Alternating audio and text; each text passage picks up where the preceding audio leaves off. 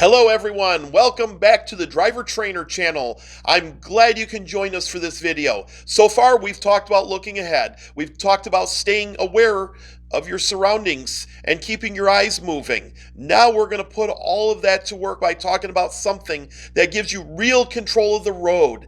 And that's our fourth topic, maintaining space and options. So how do we explain or describe our title, Maintaining Space and Option? I'm glad you asked. When we talk about space, we are talking about distance around your vehicle. When we talk about options, we talk about a place you can go if something were to change or go sour. Because space is what gives you time to react, and options are what keep you from getting trapped. Because you're not just driving, you're positioning your vehicle into a more comfortable and more desirable position. So that way, when problems do arise, you don't find yourself entangled into these problems. Let's start out talking about the space in front of you, or following distance, because that seems to be a big issue lately, is following distance. Most of you watching these videos have probably completed a driver's education course back in high school, as most states require anyone 16 or 17 to take driver's ed in order to get a driver's license. If you do not take driver's education, you can wait until you're 18 to get your license, or get your license in a state that does not require driver's education. I'm not sure how many states allow 16 and 17-year-olds to get a driver's license without a driver's education class. I've heard New York is that way, although that could have changed. If you're from New York and that has changed, or if it's not, let me know in the comments. I'd be interested to know. And if you're from a state that does not require driver's education whatsoever under 18, put that in the comments as well. Anyhow, those of you who've taken driver's education, you've been taught a 2-second following distance, which is a good starting point. It is better than what most people are doing out there. And that's based on a 1-second rule of thumb. And that rule of thumb is your following distance needs to be at least 1 second for every 10 feet of vehicle you have. That means in a regular car, it's typically going to be 2 seconds. If you're driving a 26-foot box truck plus a 10-foot cab, that puts you at 36 feet. And that's a hypothetical number. That's not always the guaranteed exact dimension of a straight truck, but I'm just using that as an example. So 36 feet, that would be 3.6 seconds or 4 seconds to be conservative. Or if you're in an 18-wheeler, it's usually 7-second following distance. So anyhow, while we've talked about the 2-second following distance that's taught in driver's ed, it would be better if we could strive for maybe a 3 to 4 second following distance. And of course, the more the better. And keep in mind that following distance will need to be adjusted based on speed and conditions. So if you're going to be in the mindset of set it and forget it, well, the problem with that is speed will always change in front of you. Conditions will change in front of you. So you need to be consistently making sure that your space gap is where it needs to be at all times. A prime example would be if you're driving down the expressway and you set your cruise control at 70 miles an hour and you have a good following distance, but the guy in front of you changes his speed for whatever reason, what good is that going to do you if you set your cruise control at 70? Because eventually that following distance is going to change and it's going to get closer. So you need to be aware of that guy's changing speed or any changes of any conditions on any road, especially with merging traffic or vehicles that enter a roadway at an intersection, etc., etc. You want to be ready for these type of changes. Now let's put it this way. More distance equals more time to respond. Less distance will force you to react suddenly should you need to react suddenly. So let me ask you this. If the car in front of you stops suddenly, do you have time to respond smoothly? I'm going to tell you right now, following too close removes that option completely. Now let's talk about space behind you, because this is often overlooked, but it's very important to be aware of the space behind you. What things can you do to maintain the space behind you? Now many of you are probably thinking, well, you can't do anything. It's whatever the guy behind you is doing. He needs to make the decision to increase that space cushion. That is mostly true. However, there are some things you can do to protect yourself in those situations as much as possible. Now, when I say be aware of the space behind you, what I want to draw your attention to is being aware of tailgaters. You cannot control them, but you can adjust to those type of situations. And there are strategies you can utilize, and that's going to include increasing the space in front of you. Always increase your space cushion in front of you if you do have a tailgater behind you. If it's safe to do so, change lanes. And the most important thing of all, if possible, is to avoid sudden braking. Because sudden braking is what can eventually get you into a collision with that person. So if someone is too close behind you, your job is to give yourself more room ahead of you.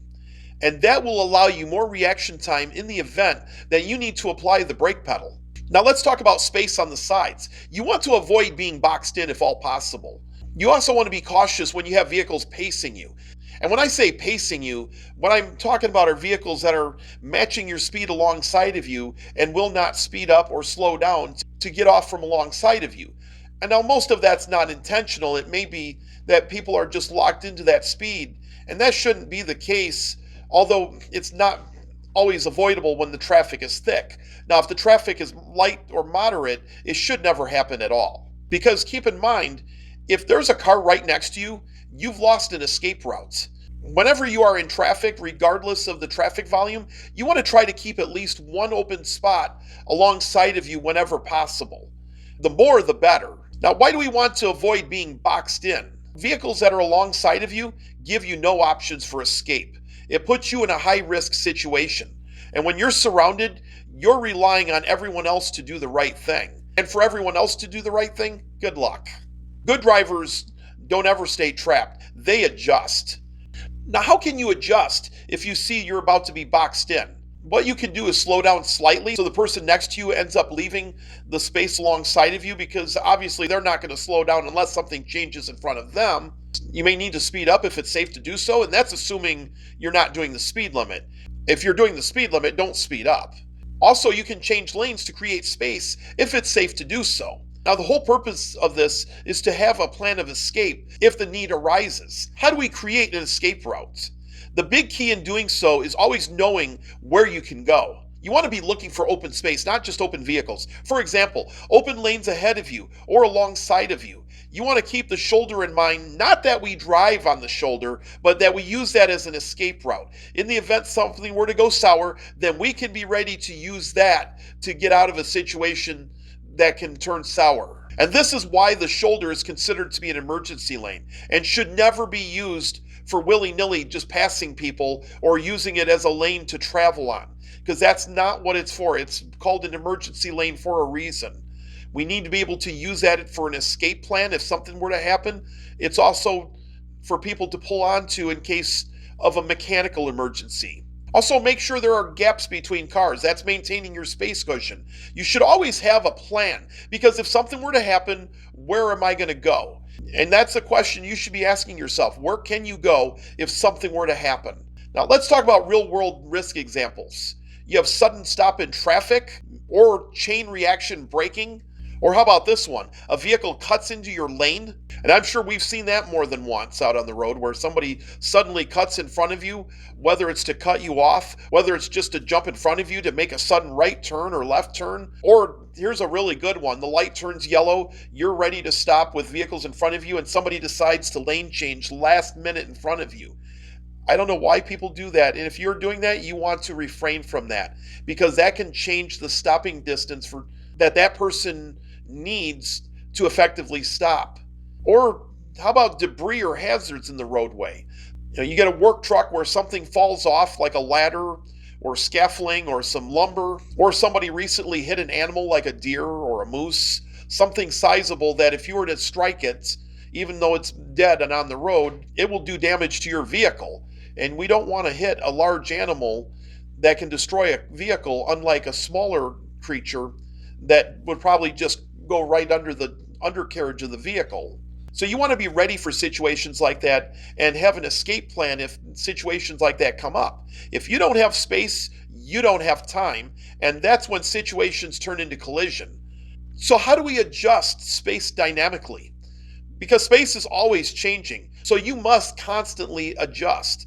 And what are the ways to adjust? You can change your speed slightly when traffic conditions change or people are suddenly popping in front of you, closing off your space gap. You can change lane position or change lanes altogether so you're not behind people in a lane that may not be moving at the speed you need to be moving at, or allowing you to maintain the space gap you need. Also, if you encounter aggressive drivers, let them go. let them get out of your space. Because let's face it, you're constantly managing space. It's not something you set once and forget. You are constantly managing space and needing to adjust to ensure you have the proper space gap. Let's talk about adapting to certain types of conditions because you want to increase your space gap in less than desirable conditions such as rain, snow, night driving, even heavy traffic. In fact, the worse the conditions are, the more space you really need. Now, how does this connect to control? Space equals timing. Timing equals better decisions. And better decisions equals safe driving. So simply put, space is what turns a potential problem into something you can handle smoothly. Let me give you some key takeaways before I conclude the video. Always protect your space. Always give yourself space, give yourself options, and you give yourself control in the long run when you do that. When you combine vision, awareness, and space, you're driving at a completely different level. Now, in the next video, we're going to talk about how to communicate your intentions so other drivers can work with you and not against you. So be sure to like, share, and subscribe because you don't want to miss the next video. So take care and be safe out there. Thank you.